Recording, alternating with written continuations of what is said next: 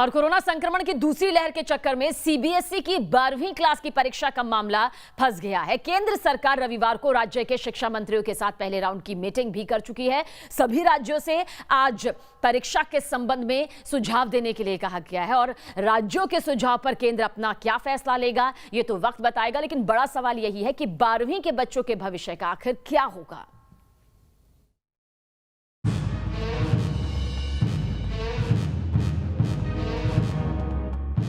CBSE 12वीं के छात्रों पर कोरोना का कहर।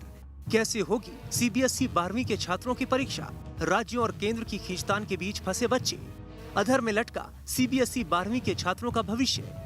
कोरोना के जानलेवा संक्रमण के बीच सीबीएसई 12वीं के छात्रों की परीक्षा को लेकर मंथन का दौर जारी है। केंद्र सरकार और राज्यों के शिक्षा मंत्रियों के बीच इस मसले को लेकर रविवार को एक मीटिंग भी हो चुकी है। रक्षा मंत्री राजनाथ सिंह की अध्यक्षता में हुई इस मीटिंग में राज्यों और केंद्र शासित प्रदेशों के मंत्री के अलावा केंद्रीय शिक्षा मंत्री रमेश पोखरियाल निशंक, केंद्रीय मंत्री स्मृति ईरानी और प्रकाश जावड़ेकर भी शामिल हुए। इस मीटिंग में सबने अपना अपना पक्ष रखा, लेकिन कई सवाल अभी भी जस के तस बने हुए हैं। मसलन, कैसे होगी सीबीएसई 12वीं की परीक्षा?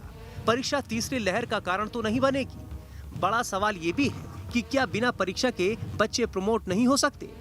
सीबीएसई की 10वीं की परीक्षा पहले ही रद्द की जा चुकी है। छात्रों का एक बड़ा वर्ग 12वीं की परीक्षा को रद्द करने की मांग को लेकर सोशल मीडिया पर अभियान चला रहा है।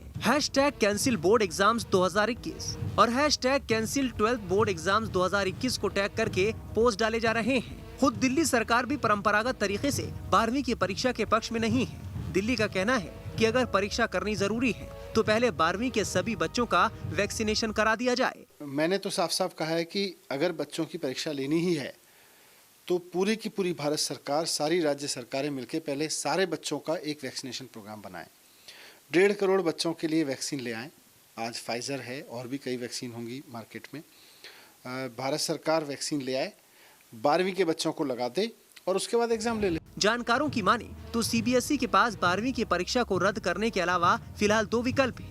पहला विकल्प मेजर सब्जेक्ट्स की परीक्षा सेंटर्स पर हो, इसके नंबर को आधार बनाकर दूसरे विषयों में भी नंबर दिए जा सकते हैं। दूसरा विकल्प है कि सभी विषयों के एग्जाम के लिए 90 मिनट मिले, ऑब्जेक्टिव और शॉर्ट सवाल पूछे जाएं। 45 दिनों में एग्जाम हो सकता है। रविवार की बैठक में राज्यों की ओर से परीक्षा को रद्द करने के सुझाव भी आए तो महाराष्ट्र और बंगाल जैसे राज्यों ने कुछ और समय के लिए परीक्षा को टालने का सुझाव दिया। वहीं कुछ राज्यों ने अपने सुझाव के लिए केंद्र से और समय देने की मांग की है। राज्यों की मांग के अनुरूप उन्हें आज तक अपना सुझाव देने का समय दिया गया है।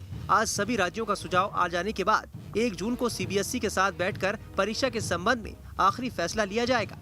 हालांकि केंद्र सरकार ने साफ कर दिया है कि परीक्षा के संबंध में फैसला छात्रों की सुरक्षा और उनके भविष्य को ध्यान में रखकर लिया जाएगा। 1 जून तक इन परिस्थितियों का आंकलन करेंगे। जो भी परिस्थितियाँ होंगी वो आपकी सुरक्षा और आपका भविष्य, हमारे सामने दोनों चीज़ें हैं। सुरक्षा पहले और उसके बाद आपका भविष्य।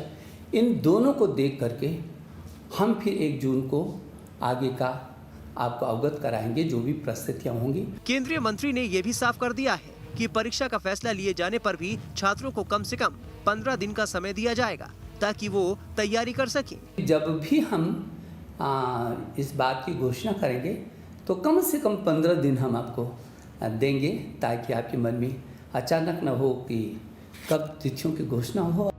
मौजूदा एजुकेशन सिस्टम में 12वीं की परीक्षा का अहम रोल होता है। कई प्रतियोगी परीक्षाओं में छात्रों की न्यूनतम योग्यता निर्धारित अंकों के साथ 12वीं पास होना होती है। ऐसे में छात्रों की परीक्षा का तरीका क्या हो, ये सरकार को गंभीरता के साथ सोचना होगा, जिससे छात्रों के भविष्य पर भी असर न पड़े और वो कोरोना से भी बचे रहें। Team news nation.